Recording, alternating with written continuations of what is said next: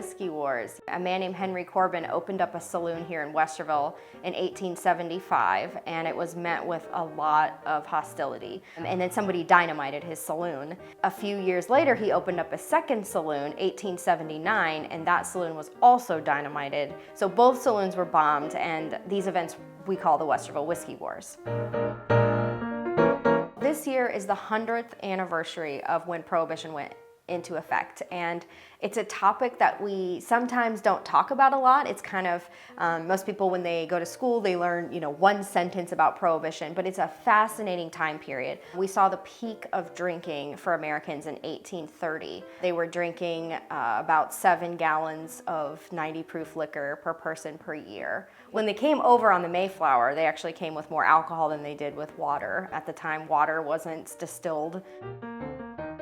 Howard Hyde Russell was the founder of the Anti Saloon League, and he founded it in 1893 in Oberlin, Ohio. When the Anti Saloon League moved here to Westerville in 1909, there was a huge building boom. They ended up employing 200 people here, which is about in a town with 2,000, so quite a bit of people. So they were a pretty large organization and really had an effect and shape on Westerville's growth.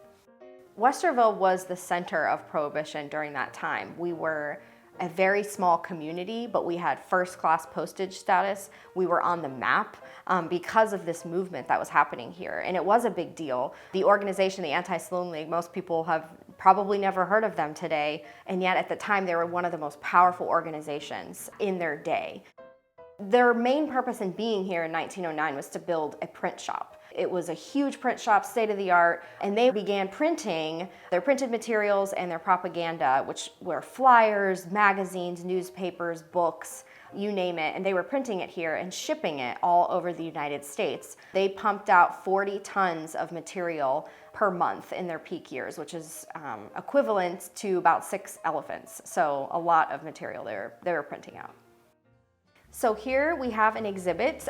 We've titled it Prohibition, Expectation versus Reality. We're talking about what people thought Prohibition would be like and what it actually was like. So here we've got costumes that you can put on, and there's a photo op. We have a real record player that you can play.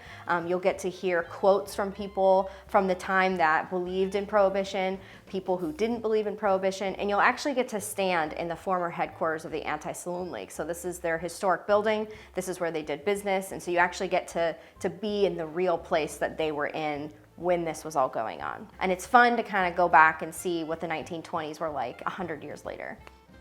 Westerville's changed. We used to be dry, we're not anymore, and so we're still telling that history. We're talking about how we were dry and why we were dry, and yet today we do have alcohol uptown, but we still honor that history. It's a weird piece of history, but it's unique and it's fascinating, and it happened right here in Westerville.